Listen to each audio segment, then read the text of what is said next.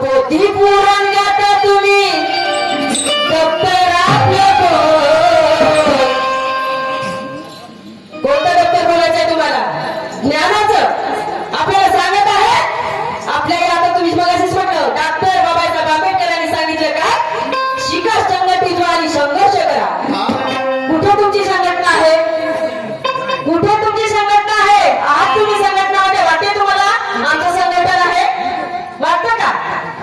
संघटने म्हणजे आम्ही संघटना बनवून आमची तयार आहे आणि आम्ही संघटनेला लढत आहोत. आम्हाला वाटते का?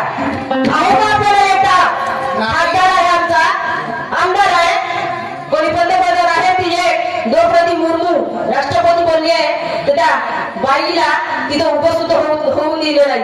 एवढा समानतेचा हक्क मिळत आहे तरी डॉक्टर बाबासाहेब आंबेडकरांनी रायगडाच्या पायथ्याची म्हणून मूर्ती जाळली तरी तिला मान देत नाही. कुठे संघटन आहे? कुठे स्वातंत्र्य झाले आहे? हा, इथं मराठीवाले आरक्षणासाठी जातात, ओबीसीवाले आरक्षणासाठी जातात. कुठं संघटन झालं आहे? वाटत आहे? अरे एवढं सगळ्यांना देऊन डॉक्टर बाबासाहेब आंबेडकरांनी महापंडित होते नाही का म्हणतात? त्याच्यासोबत तुम्हाला माहिती किती लोक होते? मग एक त्या दिशेने का पडाला, त्या दिशेने का पडाला तो? मग डॉक्टर बाबासाहेब आंबेडकरांनीच का ती संघटना लिहिली आहे? तुम्हाला माहित आहे, तुम्ही म्हटलं डॉक्टर बाबासाहेब आंबेडकरांनी घटना लिहिली, त्यांच्यासोबत किती लोक होते? बरोबर. आपल्याला एक प्रश्न पडला ना, कारण साहेबांनी म्हटलं कारण आम्हाला समानतेचा जर हक्क मिळाला तर खैरलांनी घडली नसती. विचार करा, आज आमच्या माय बहिणीवर बलात्कार रोजचे घडले नसते, आमची माय बहीण मेली नसती.